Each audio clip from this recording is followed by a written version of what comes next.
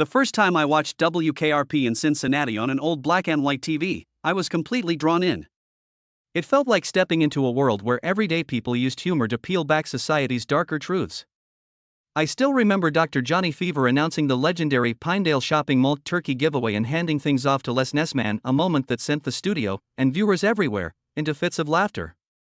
And then there was the episode dedicated to honoring the real-life tragedy that claimed 11 lives, something few comedies at the time would have dared to confront. For me, WKRP became a piece of childhood, a place where laughter felt like the answer to everything. Behind the scenes, the show carried layers of personality, invention, and oddities that helped shape its soul. Some cast members drew inspiration from their own experiences, and others contributed quirks that became iconic, like Les Nessman's ever-present bandages, originally coming from a small off-camera mishap that grew into a running joke loved by fans. Even the show's title, which seems simple at first glance, hid a bit of clever wordplay from the creators, one of many winks they left for attentive viewers. The series was also fearless in touching on subjects that were unusual for sitcoms of its time. This boldness led to occasional pushback, yet it became a major part of what made the show memorable. When the tragic concert incident in Cincinnati occurred, the production responded with one of its most thoughtful episodes, aired only weeks later.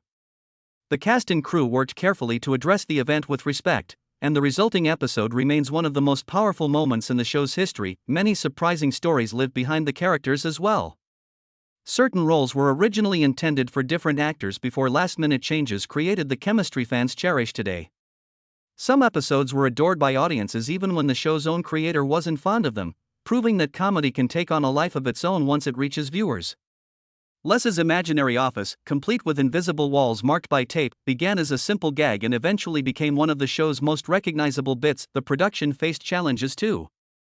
Network lawyers initially pushed for altering the show's name to avoid confusion with real radio stations, and the series itself was once cancelled before radio DJs and fans rallied to bring it back.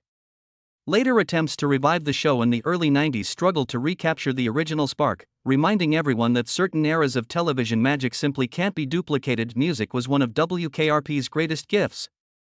The show introduced many viewers to rising bands and integrated songs in a way that felt authentic to radio culture.